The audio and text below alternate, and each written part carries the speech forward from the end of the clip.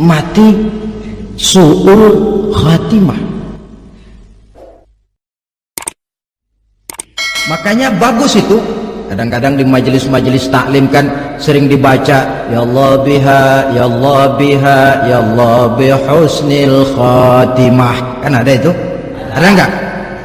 Saudara hadirin, mohon agar oleh Allah kita diberikan husnul khatimah, baik di saat ruh akan berpisah dengan jasad. Ini sesuatu yang pasti. Sang malaikat maut datang menjemput nyawa. Setelah ruh berpisah dari badan, maka tinggallah sang badan, ditangisi oleh semua yang kita tinggalkan, sehingga kepada putrinya Fatimah ketika malaikat maut datang hendak menjemput baginda Nabi, beliau berkata kepada anaknya, Fatimah, kamu tahu siapa yang datang? Saya tidak tahu Bapak. Yang datang hadimul lazat, itu dia yang menghancurkan seluruh kesenangan dunia, wa qati'us syahwat, yang memisahkan kita dengan seluruh yang kita cintai. Dia malaikat maut, Pak. Manakala jasad sudah ditinggalkan oleh ruh, itulah yang dikerubungi orang. Anak menangis, istri menangis, orang tua bersedih, teman-teman merasa kehilangan, menangisi jasad.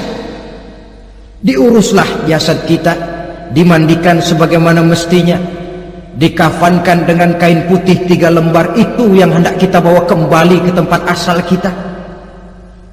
Pakaian sutra, jas yang mereknya Switzerland wool, kain yang Samarinda, sepatu yang Belly atau Beltoni, jam tangan yang Rolex, kendaraan yang serba mewah, tidak ada yang menyertai kita. Kain putih 3 lembar itu saja lagi.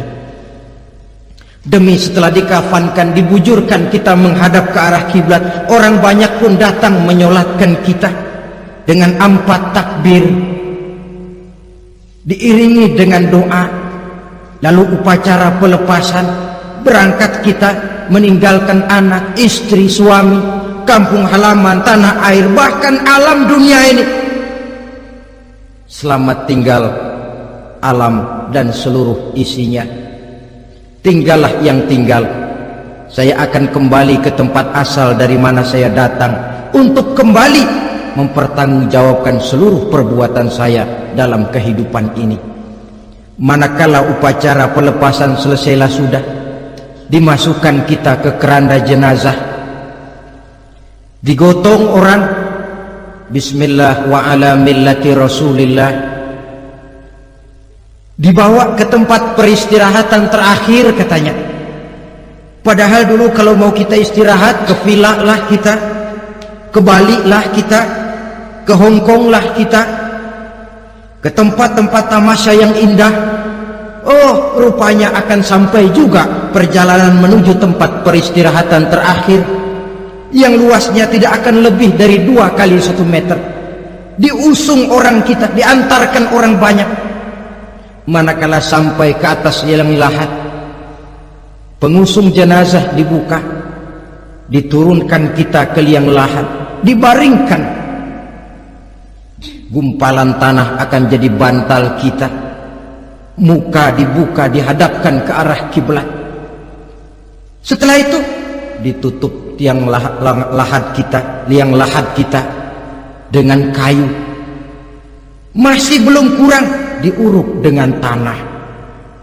Yang menguruk orang-orang yang tadinya mencintai kita, menyayangi kita.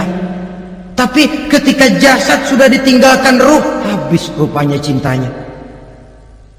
Coba jasad kalau sudah ditinggalkan ruh, 3 hari aja di rumah, serem. Ya mayit, siapa yang betah nemenin mayit? Lalu bila upacara pemakaman selesai, maka berusahalah semuanya. Para pengantar akan kembali ke rumahnya masing-masing. Maka masuk kita ke alam kehidupan, yaitu yang disebut alam barzakh atau alam kubur. Apa selesai hidup sampai di situ? Tidak. hanya beberapa langkah setelah yang mengantar kita pulang. Diriwayatkan dalam hadis Bukhari dan Muslim, bila seseorang sudah diletakkan di kuburnya lalu yang mengantar kembali pulang, maka roh si mayit akan dapat mendengar bunyi terompah orang yang pulang itu. Bunyi terompahnya terdengar. Datang dua malaikat menanyakan dia dengan pertanyaan-pertanyaan yang kalau bisa dijawab dengan betul, dua malaikat yang bernama Munkar Nakir akan bilang, jawabanmu betul, tenanglah kau di sini, naumatal arus, tidurlah kau di sini seperti tidurnya pengantin. Orang yang baik-baik di alam kuburnya akan mendapat nikmat kubur, sehingga masa penantian yang lama. Sebab jangan lupa, kita masuk ke kubur itu kan menunggu sampai datangnya hari kiamat. Jadi kalau kiamat umpama masih 1000 tahun lagi, ya 1000 tahun kita menunggu. Orang yang baik-baik penantian di alam kubur, kata malaikat, naumatal arus, tidurlah kamu seperti tidurnya pengantin. Bagaimana sih tidurnya pengantin? Nggak berasa. Iya, kata anak sekarang, endah aja udah. Begitu mendusin pagi, kata lakinya, malam sebentar bener ya Neng. Sebentar betul katanya malam. Ya tentu saja tidak terasa. Kenapa? Dia tidak pernah memikirkan waktu, terbawa oleh kenikmatan dan kelezatan yang dirasakannya dalam kehidupan. Tapi orang kafir, orang yang dosanya bertumpuk, tidak sanggup menjawab pertanyaan dua orang malaikat, maka dia akan mendapat azab di alam kuburnya terus menerus siang dan malam sampai datangnya hari kiamat. Ibarat maling ayam ketangkep, belum masuk pengadilan udah digebugin duluan. Kan begitu kan? Ada maling ayam nggak di sini? Nah, itu yang nyaut tadi pengalaman itu. Di sidang belum divonis, belum digebukin babak belur. Saudara hadirin, maka alam kubur bisa merupakan raudhatun min riyadil jannah, taman di antara taman-taman surga, pun juga bisa merupakan hufratun min hufarin niran, menjadi liang daripada neraka. Ada lagi riwayat yang dari Imam Muslim yang diperoleh dari Zaid bin Sabit. Zaid bin Sabit cerita, satu hari kami bersama Rasulullah SAW berada dalam kebun kepunyaan Bani Najjar. Rasulullah sedang duduk di atas keledai. Tiba-tiba entah bagaimana itu keledai terkejut, kaget, berontak, hampir Rasulullah jatuh. Rasulullah kemudian bertanya, rupanya di kebun itu ada kuburan tua, 5 atau 4 kuburan. Rasulullah lalu bertanya, saudara-saudara, ada yang tahu nggak ini kuburan siapa? Nggak ada ya Rasulullah. Memang kenapa? Ini penghuni kuburnya lagi disiksa oleh Allah. Andai kata boleh saya mohon kepada Allah supaya kamu dengar seperti yang saya dengar, andai kata saja kamu kuat mendengarnya, saya pasti akan berdoa. Tapi sayang, saya yakin kamu pasti tidak akan kuat mendengar mereka mendapat azab di kuburnya. Hadis sahih riwayat Imam Muslim dari Zaid bin Sabit. Kehidupan di alam barzakh. Pak, iya kalau yang matinya dikuburin. Lah kalau yang matinya diceburin ke laut, dibakar, di medan perang hilang gak ketahuan kemana jenazahnya. Saudara, hilang kek, dikubur kek, di dalam lautan direndam kek, itu kan cuma logika kita. Menurut Allah tidak ada perbedaan orang mati dikubur di dasar lautan atau dibakar sampai jadi abu atau gugur di medan perang tidak ketemu jenazahnya. Entah mereka tetap masuk ke alam barzakh namanya. Jasad boleh hancur, tapi roh sebagai sumber kehidupan, pusat kesadaran dan pengertian, dia tetap ada, mengalami kebahagiaan dan kegembiraan atau mengalami kepedihan dan penderitaan, bergantung kepada amalan yang kita lakukan dalam kehidupan di dunia ini. Maka dalam Yasin tadi kan jelas, qul yuhyiha alladzi ansha'aha awwala marrah, yang menghidupkan mereka yang dikubur di dasar lautan, mereka yang dibakar sampai jadi abu, yang akan menghidupkan ialah Allah yang menciptakan mereka dulu pertama kalinya. Jadi kalau sudah ada aslinya, ya tentu tidak perlu contoh lagi, akan sangat mudah membuatnya.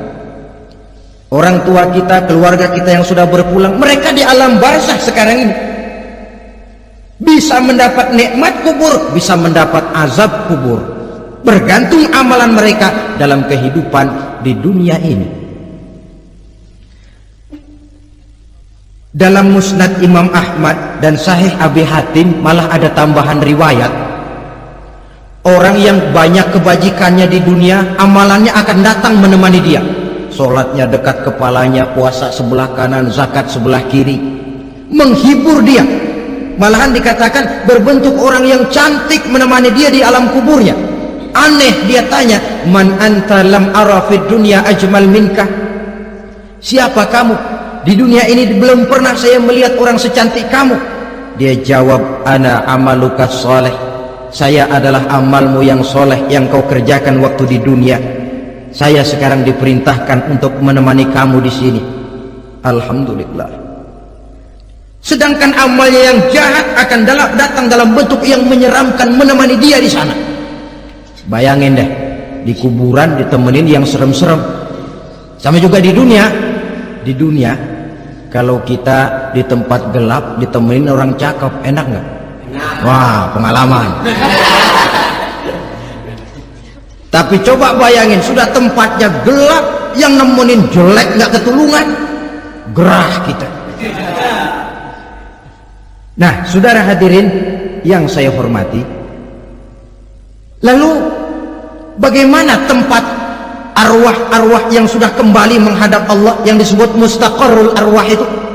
Macam-macam tingkatannya sesuai dengan profesi dan amalannya waktu di dunia. Ada roh-roh itu yang setelah pisah dengan jasad, artinya mati, ditempatkan di tempat yang disebut a'la iliyin, tempat yang tertinggi. Siapa ini? Arwahnya para nabi dan para rasul. Ini fi a'la iliyin, di tempat yang tertinggi. Arwahnya para nabi, arwahnya para rasul. Dan karena kita bukan nabi, bukan rasul, ya jangan mimpi dapat tempat fi a'la iliyin, kecuali kalau Allah menghendaki. Itu hak prerogatif Allah, tapi kan tidak adil kalau Allah melakukan itu. Ini kelompok roh-roh yang masuk golongan VIP. Wah, the first class. Para nabi, para rasul. Lalu ada pula roh-roh itu yang setelah pisah dengan jasadnya diumpamakan seperti burung-burung hijau yang berterbangan di perkebun-kebunan surga. Roh siapa mereka ini? Rohnya para syuhada, orang-orang yang mati syahid gugur membela agama. Nah, ini bedanya orang mati syahid dengan pahlawan, ya. Apa bedanya syuhada dengan pahlawan? Kalau syuhada, orang yang gugur membela agama, niatnya karena Allah, mati syahid. Kalau pahlawan, orang yang gugur membela negara, orang yang dianggap berjasa kepada pemerintah. Klimaksnya, kalau orang mati syahid jelas surga, tapi pahlawan belum tentu surga. Kenapa? Bergantung kepada negara macam apa yang dibelanya dan pemerintah model mana yang dibelanya. Di negara-negara komunis misalnya, banyak nggak pahlawan? Dengan sekian tanda jasa yang mati di medan perang dan sebagainya. Kira-kira pahlawan komunis masuk surga nggak? Ya, kalau pahlawan komunis masuk surga, kita nggak kebagian kapling di surga barangkali. Inilah bedanya pahlawan dengan orang mati syahid. Kemudian ada pula roh itu yang tertahan di pintu surga. Tertahan di pintu surga. Ini seperti tadi, orang yang mati syahid tapi masih ada kaitan di dunia. Rasulullah pernah ditanya orang, ya Rasul, kalau saya maju ke medan perang bela agama, mati syahid, apa saya masuk surga? Iya, masuk surga, kecuali kata Nabi kalau masih punya utang, nah tertahan di pintu surga. Ada pula roh itu yang tertahan di alam kuburnya. Ini umumnya seperti tadi itu, ada mempunyai dosa, mempunyai kesalahan sehingga merasakan azab kubur. Ada juga roh itu yang tertahan di permukaan bumi, mereka yang dalam hidup selalu menumpuk dosa-dosa yang besar, meninggal sebelum keburu untuk bertaubat. Saudara hadirin yang saya hormati, inilah yang kita khawatirkan. Sebab jikalau pada saat roh sudah datang, jikalau saatnya roh datang berpisah dengan jasad, menemukan sakaratul maut, saat itu taubat sudah tidak akan ada gunanya lagi. Masuk ke alam kubur, mendapat azab kubur sampai datangnya hari kiamat. Berapa lama di alam kubur ini? Menunggulah kita sampai datang saatnya kiamat. Nah, saudara-saudara, apa tanda-tanda hari kiamat? Kapan dia akan datang? Bagaimana hal ihwal manusia pada saat terjadi kiamat? Bagaimana alam ini? Bagaimana perhitungan di padang mahsyar? Insya Allah akan saya ungkapkan pada bagian kedua dari ceramah ini. Insya Allah kita akan lanjutkan pembicaraan ini sampai kepada terminal paling akhir, surga dan neraka. Inilah saja pertemuan kita pada kesempatan kali ini. Terima kasih banyak atas segala perhatian. Mohon maaf atas segala kekurangan. Wabillahi taufik wal hidayah. Wassalamualaikum warahmatullahi wabarakatuh. Waalaikumsalam warahmatullahi wabarakatuh.